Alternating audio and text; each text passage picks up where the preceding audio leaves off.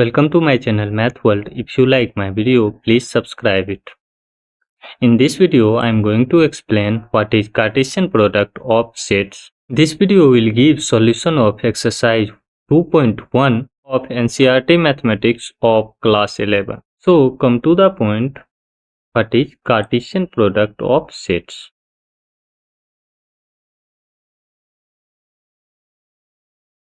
Cartesian product of sets.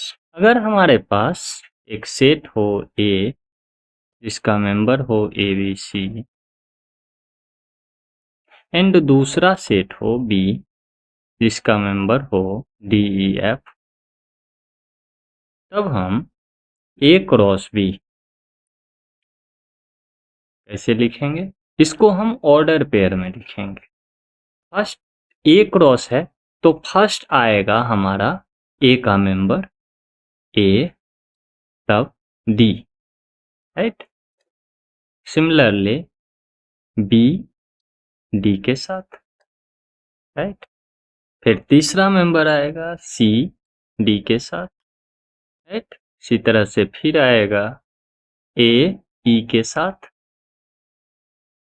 उसके बाद B E के साथ, सी ई के साथ एंड ए एफ के साथ, बी एफ के साथ, राइट, एंड सी एफ के साथ। ठीक है, यहाँ हम ऑर्डर पेयर में लिखते हैं। ये जो है ये फर्स्ट जो एलिमेंट है हमारा इस ऑर्डर पेयर में वो पहला सेट का है, ठीक, ए का है, और सेकेंड एलिमेंट जो है ऑर्डर पेयर में वो दूसरे सेट का है। ठीक है, अब हम बात करते हैं number of element in product. अगर एक सेट ए का नंबर ऑफ एलिमेंट n हो एंड दूसरे सेट का नंबर ऑफ एलिमेंट m हो, तो number of element in A cross B कितना हो जाएगा? n cross m, right. For example, अगर number of element of A set A is 2 and number of element in set B is 3, तब हमारा number of element in A cross B equal to 6 होगा। Okay, अब हम चलते हैं exercise question पे। हमारा फर्स्ट क्वेश्चन है, एक ऑर्डर पेयर दिया हुआ है, उसे इक्वल दिखाया हुआ है किसी और ऑर्डर पेयर से, और एक्स वाई हमें फाइंड आउट करना है। हमारा फर्स्ट क्वेश्चन कहता है कि X Y 3 plus 1 Y minus 2/3 equal to 5/3 1/3।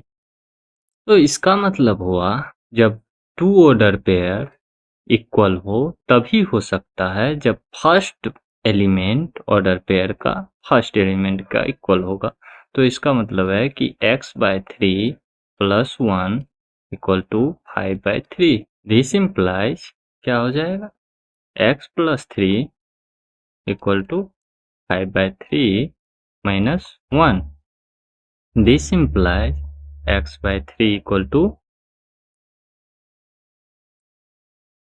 this implies x/3 equal to 2/3 and this implies x equal to 2। ले अब सेकेंड ऑर्डर पेयर को हम मिलाते, y minus 2/3 equal to 1/3। This implies y equal to 1/3 plus 2/3, right. This implies y equal to 3/3। This implies y equal to 1। तो हमें निकल गया y equal to 2, y equal to 1। Okay, अब हम चलते हैं नेक्स्ट क्वेश्चन पे। हमारा सेकेंड क्वेश्चन कहता है find the number of element in A cross B. तो हमारा सेट ए में कितना एलिमेंट दिया हुआ है?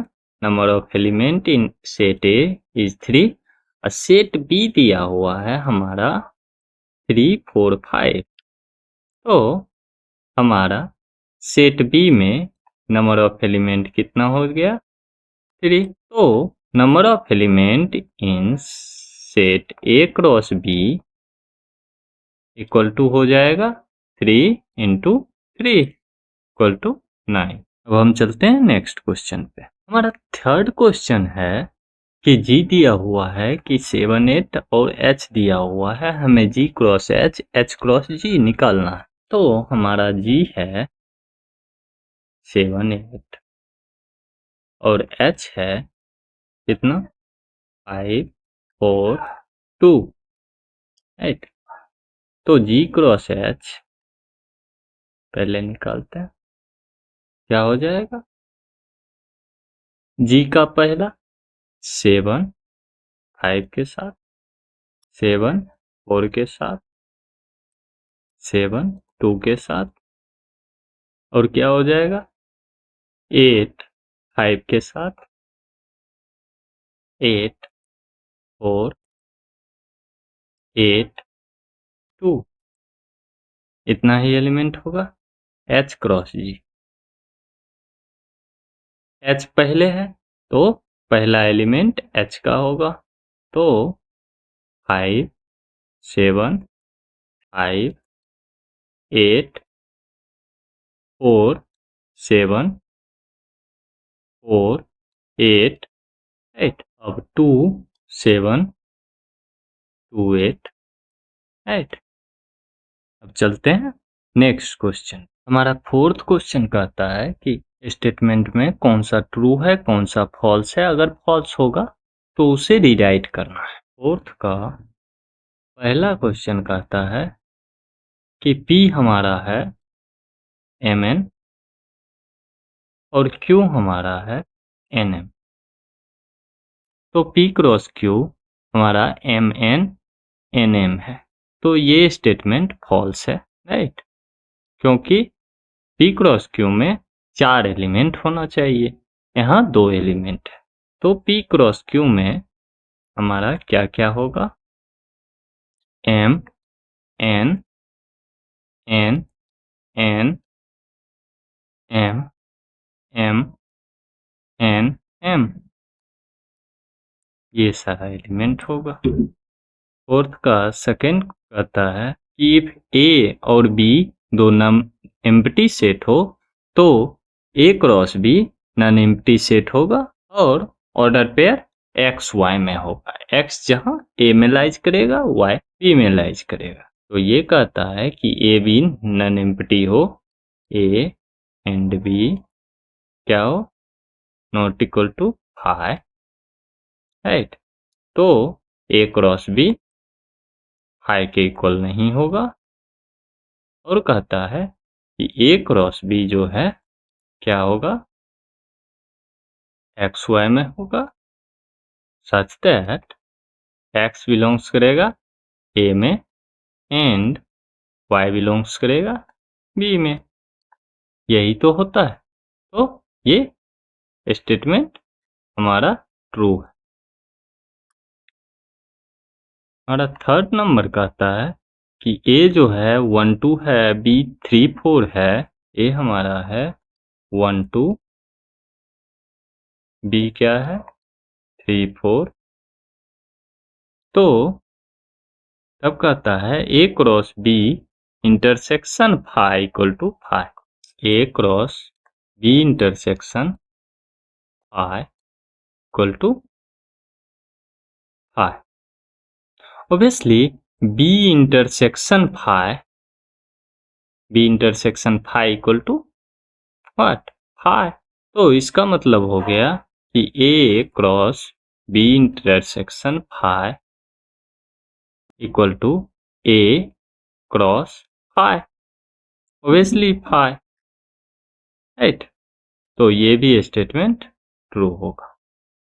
अब चलते हैं नेक्स्ट क्वेश्चन पे। हमारा फिफ्थ क्वेश्चन है कि ए दिया हुआ है और ए क्रॉस ए निकालना है। ए हमारा दिया हुआ है -1 और 1, राइट। तो ए क्रॉस ए क्या हो जाएगा हमारा, सबसे पहले ए क्रॉस ए निकाल लेते हैं।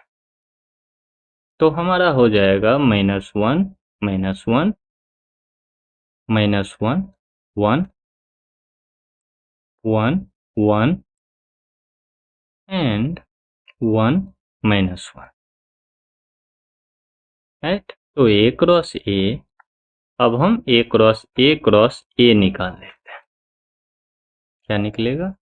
-1 -1 -1, ठीक, -1 1 -1 1 1 -1 1 -1 -1, और होगा -1 -1 1, इसका हम 1 के साथ फिर कर लेंगे, -1 1 1 1 1 1 1 -1 1, राइट। इतना ही एलिमेंट होगा।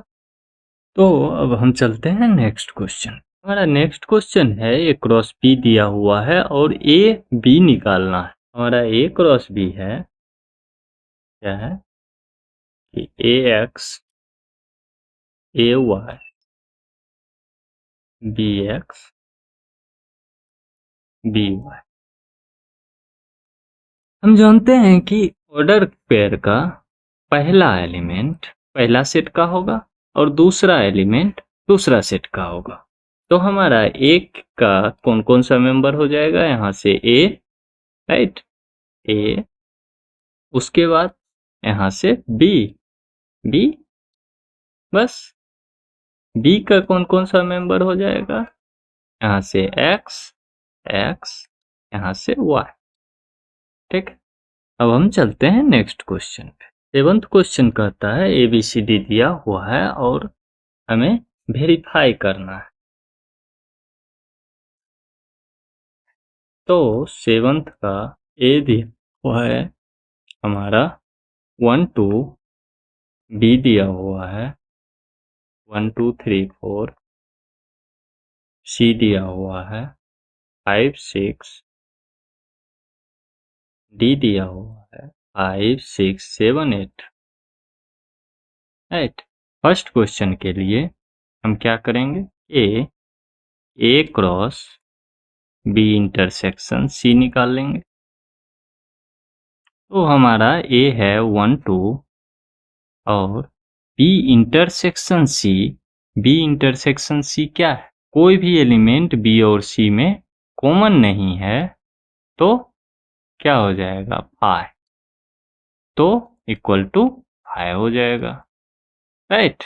अब इसको हमको वेरीफाई करना है कि A cross B intersection A cross C से। तो पहले हम ए क्रॉस बी निकाल लेते हैं। ए क्रॉस बी हमारा क्या निकलेगा? 1 1, राइट, 1 2 1 3 1 4, राइट, 2 1 2 2 2 3 2 4, राइट। अब हम ए क्रॉस सी निकाल लेते हैं। ए क्रॉस सी हो जाएगा 1 5 1 6 2 5 2 6। अब हम ए क्रॉस बी का इंटरसेक्शन ए क्रॉस सी निकाल लेते हैं। क्या निकलेगा? कोई भी एलिमेंट कॉमन नहीं है, सो 5। इसको हम इक्वेशन 2 मान लेते हैं, इसको हम फर्स्ट मान लेते हैं।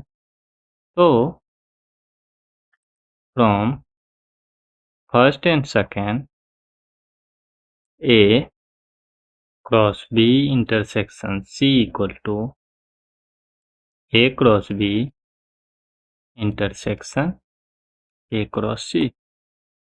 वेरीफाई हो गया। अब हमारा सेकेंड क्वेश्चन कहता है, सेकेंड क्या वेरीफाई करना है? A cross C is subset of B cross D. A cross C यहाँ निकाले हुए हैं, क्या हमारा है? 1 5 1 6। ए क्रॉस सी हमारा है, क्रॉस सी ऊपर निकाल चुके हैं 1 5 1 6 2 5 2 6, अब हमें बी क्रॉस डी निकालना है। बी हमारा है 2 3 4 5 एंड डी है 5 6 7 8। B cross D 1 2 3 4 5 6 7 8। तो हमारा हो जाएगा 1 5 1 6 1 7 1 8 2 5 2 6 2 7 2 8 3 5 3 6 3 7 3 8 4 5 4 6 4 7 4 8। अब हमें कहता है कि ए क्रॉस सी जो है वो सबसेट है बी क्रॉस डी का। क्या कहता है कि ए क्रॉस सी जो है सबसेट है इसका बी क्रॉस डी का, राइट। तो ए क्रॉस सी में कौन कौन सा मेंबर है? 1 5 है, तो हमारा यहाँ 1 5 है, राइट। 1 6 है तो 1 6 यहाँ है। 2 5 है 2 5 यहाँ है, बी क्रॉस डी में है। और 2 6 है 2 6 भी यहाँ है। तो ऑब्वियसली ए क्रॉस सी का जो भी एलिमेंट है वो बी क्रॉस डी में है, इसलिए क्या हो जाएगा कि A cross C is subset of B cross D, right. अब हम चलते हैं नेक्स्ट क्वेश्चन। हमारा 8th नंबर क्वेश्चन कहता है ए क्रॉस बी निकालने को, और कहता है कि कितना सबसेट होगा ए क्रॉस बी का।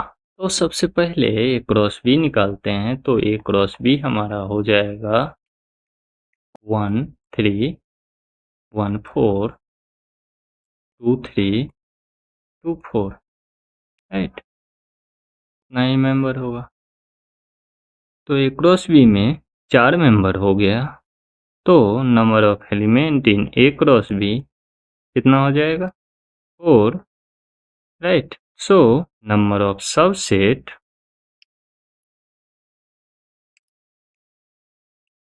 ए क्रॉस बी हो जाएगा 2 to the power 4, right, equal to 16। चलते हैं नेक्स्ट क्वेश्चन पे। हमारा 9th नंबर क्वेश्चन कहता है कि number of element in A कितना है? 3। Number of element in B कितना है? 2, राइट। और x1 y2 एंड z1 ये लाइज कर रहा है हमारा इसमें ए क्रॉस बी में। तो हम जानते हैं कि पहला जो एलिमेंट है ऑर्डर पेयर का वो पहले सेट का होगा और दूसरा एलिमेंट दूसरे सेट का होगा। यहाँ से हमें निकलता है कि एक का मेंबर क्या क्या हो जाएगा? x, y और z, राइट। बी का क्या क्या हो जाएगा? 1 और 2, राइट। हमें दिया हुआ भी है कि number of element in A is 3 and number of element in B is 2, right. तो A भी निकल गया, यही निकालना था। अब हम चलते हैं नेक्स्ट क्वेश्चन पे। 10th नंबर क्वेश्चन में हमारा दिया हुआ है कि number of element in A cross A क्या है? 9 और -1 0 और 0 1 जो है लाइज करता है किस में? ए क्रॉस ए में। तो ए का कौन कौन सा मेंबर होगा? यहाँ फर्स्ट जो एलिमेंट है वो भी ए में है और सेकेंड एलिमेंट जो है वो भी ए में है। तो यहाँ कौन कौन सा एलिमेंट है? -1 0 और 1, ठीक है। तो A cross A obviously 9 element होगा। ए नंबर ऑफ एलिमेंट इन ए 3 हो गया, तो number of element in A cross ए क्या हो जाएगा? 9 हो जाएगा, राइट। तो ए का ये मेंबर होगा, ठीक है। ये लास्ट क्वेश्चन था। Thank you for watching my video. Please subscribe my channel.